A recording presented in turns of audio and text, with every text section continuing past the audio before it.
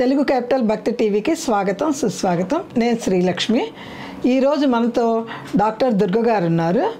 దుర్గ గారు నమస్కారం అండి. నమస్కారం అమ్మా. దుర్గ గారు, మనం రామాయణం గురించి వివరించుకుంటున్నాం కదా.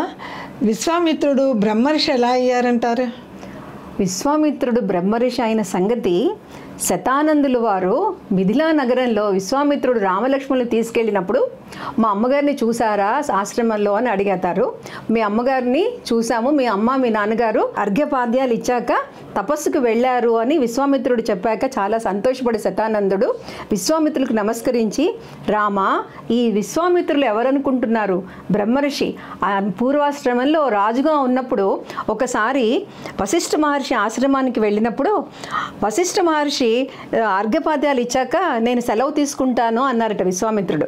వశిష్ఠులు వారు అన్నారట, నాయన మా ఆతిథ్యం తీసుకుని వెళ్ళండి మహారాజువి అంటే, ఇన్ని వేల మంది వచ్చారు మహర్షి, మీరు ఏ విధంగా ఆతిథ్యం ఇవ్వగలరంటే, పర్వాలేదు మీ వాళ్ళకి ఎటువంటి ఆతిథ్యం కావాలో అటువంటిది నేను ఇవ్వగలను అని సబల అనే ఒక కామధేను దగ్గరికి వెళ్ళి, అమ్మా రాజువారు అందరూ వచ్చారు, వారికి కావలసిన విధంగా నీవు ఆహారము పంచభక్ష పర్వాణాలన్నీ ఇవ్వాలి అని దండం పెట్టుకోగానే బ్రహ్మాండమైన విందు భోజనం, అక్కడ మందిరాలు లాంటివి, ఉచితాసనాలు, సమస్తం పళ్ళాలు, మన ఆకులు అంటామే, సమస్తం భోజనానికి కావాల్సింది ఎవరికి ఎటువంటి భోజనం కావాలో అన్నీ కూడా ఆ సభలో ఇస్తూ ఉంటుంది.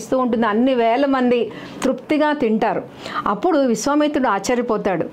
ఒక గోవు, కామధేనువు ఇటువంటి వశిష్ఠుల వారి దగ్గర ఉందా? రాజుని నా దగ్గర ఉండాలి కదా అని కొద్దిగా అహం అనిపిస్తుంది. అప్పుడు వశిష్ఠుల వారిని అడుగుతారు, నీకు 1,00,000 గోవులు ఇస్తాను, నాకు ఆ సభలను ఇవ్వు అంటే, వశిష్ఠుల వారు 1,00,000 కాదు కదా, 1,00,000 ఇచ్చినా నేను సభలను ఇవ్వలేను అంటారు.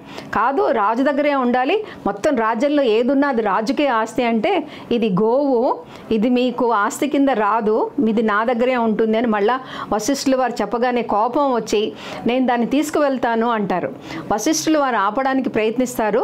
విశ్వామిత్రుడు పట్టుదలతో అహంకారంతో ఆ గోవుకి, మహారాజు అనే అహంకారంతో ఆ గోవుకి తాడేసి తీసుకువెళ్తూ ఉంటే పాపం అది వెళ్ళడానికి ఇష్టపడక సబల పరిగెట్టుకుంటూ వశిష్ఠుల వారి దగ్గరకు వచ్చి అడుగుతుంది, నన్ను పరిత్యజించావా, నన్ను వదిలేసావా, లేదా ఆయన తీసుకెళ్తున్నారా అని వశిష్ఠుల వారిని అడుగుతుంది సబల. అమ్మా, నేను నిన్ను పంపించట్లేదు, రాజు కదా, ఆయన తీసుకువెళ్తున్నారట, నాకు తప్పలేదు నిన్ను వదలాలని లేదు కానీ అనగానే, మరి నన్ను రక్షించుకోనా అని అడుగుతుంది సబల.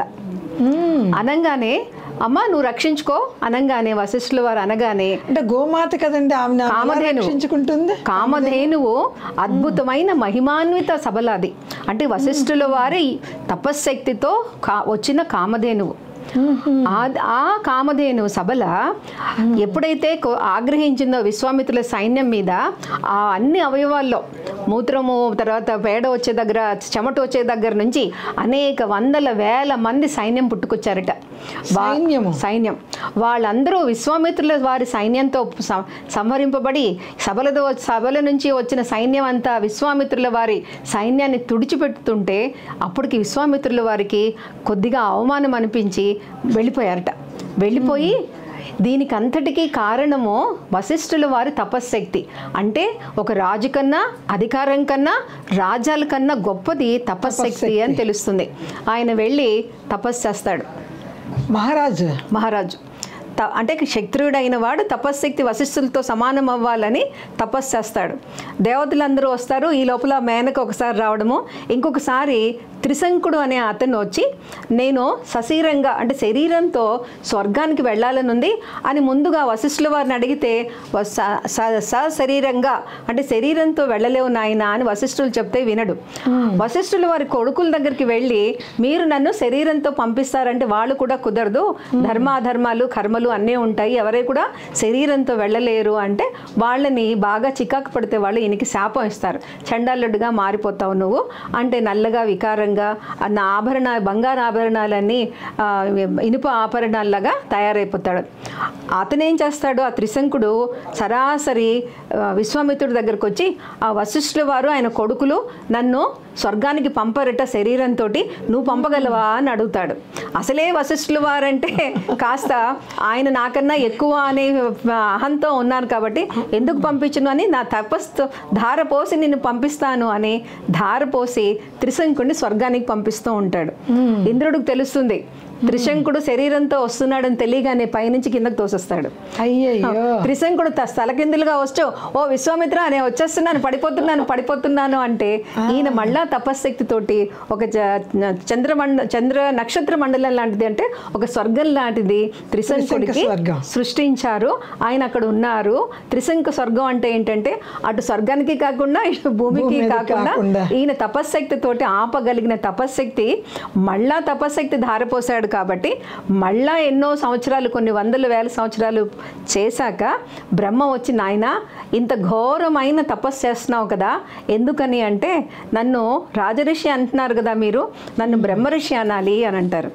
మళ్ళా తపస్సు చేశాక బ్రహ్మ ప్రత్యక్షమై బ్రహ్మఋషి అనగానే, మీరు కాదు అనాల్సిందే, ఆ వశిష్ఠుల వారు వచ్చే నన్ను బ్రహ్మఋషి అనాలి అంటాడు. అప్పుడు మళ్ళా దేవతలు చెప్పాక బ్రహ్మఋషి వచ్చి నువ్వు బ్రహ్మఋషివి అని చెప్పాక శాంతిస్తాడు. అంటే ఒక శత్రుడైన వాడికి కూడా ఒక బ్రహ్మఋషికి వచ్చిన సభల లాంటి విషయంలో ఒక పట్టుదల వచ్చి తపశ్శక్తిని సంపాదించి, అది త్రిశంకుడు లాంటి వాళ్ళకి లేదా మేనక వశం అయ్యి కొన్నిసార్లు ఆ తపశ్శక్తి పోగొట్టుకున్న పట్టుదలతోటి ఆయన బ్రహ్మర్షి అయ్యి దేవతలందరి దగ్గర ఉండే అస్త్రశస్త్రాలని, అనేక విద్యల్ని కూడా ఆయన పొందగలుగుతారు.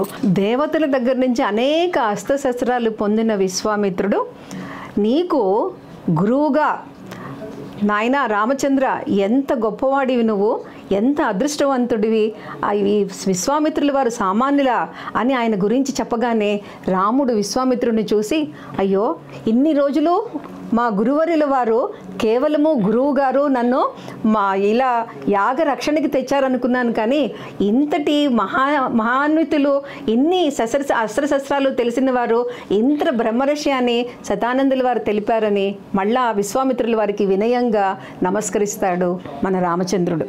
విశ్వామిత్రుడు ఒక రాజుగా ఉండి ఒక చిన్న సబల తనకి దొరకలేదని అవమానంతో అన్ని తపస్సులు చేసి త్రిశంకుడు లాంటి వాడికి స్వర్గాన్ని సృష్టించి మళ్ళా అనేక వందల సంవత్సరాలు తపస్సు చేసి బ్రహ్మఋషి అయ్యారు. ఇప్పుడు రాముల వారిని యాగానికి తీసుకువెళ్ళాలి అనే మిషతో మిథిలా నగరం తీసుకెళ్ళి కళ్యాణం జరిపించాలి అనేసి ఆయన పూనుకుని లోక కళ్యాణాన్ని చేస్తున్నారు. అంటే పట్టుదల ఉంటే సాధించలేనిది ఏదీ లేదు. ఈ రోజున మనం పిల్లల్ని చూస్తాం, ఒక పరీక్షలో పాస్ అవ్వడానికో లేకపోతే ఉద్యోగానికో ఏదైనా ఒక చిన్న ఫెయిల్యూర్ కానీ ఓటమి రాగానే కంగారు పడుతూ ఉంటారు. పట్టుదలతో ఎన్ని అవాంతరాలు వచ్చినా, ఒక బ్రహ్మర్షి అవ్వడానికి విశ్వామిత్రునికి ఎన్ని అవాంతరాలు వచ్చాయండి, అయినా ఆయన తట్టుకుని బ్రహ్మర్షి ఏ విధంగా అయ్యారో మనందరం కూడా ఒకసారి ఫెయిల్ అయినా, రెండోసారి ఓటమి వచ్చినా మరల ప్రయత్నిస్తే try again and again until you succeed అంటారు కదండి. అలా మనం కూడా బ్రహ్మర్షి కాకపోయినా మన అనుకున్న విషయంలో, అది ఎగ్జామ్ కానివ్వండి, ఉద్యోగం కానివ్వండి, బాంధవ్యాల విషయంలో కానివ్వండి, తప్పకుండా విజయాన్ని పొందుతాము అని విశ్వామిత్రుల వారి కథ మన అందరికీ తెలుపుతోంది కదండి.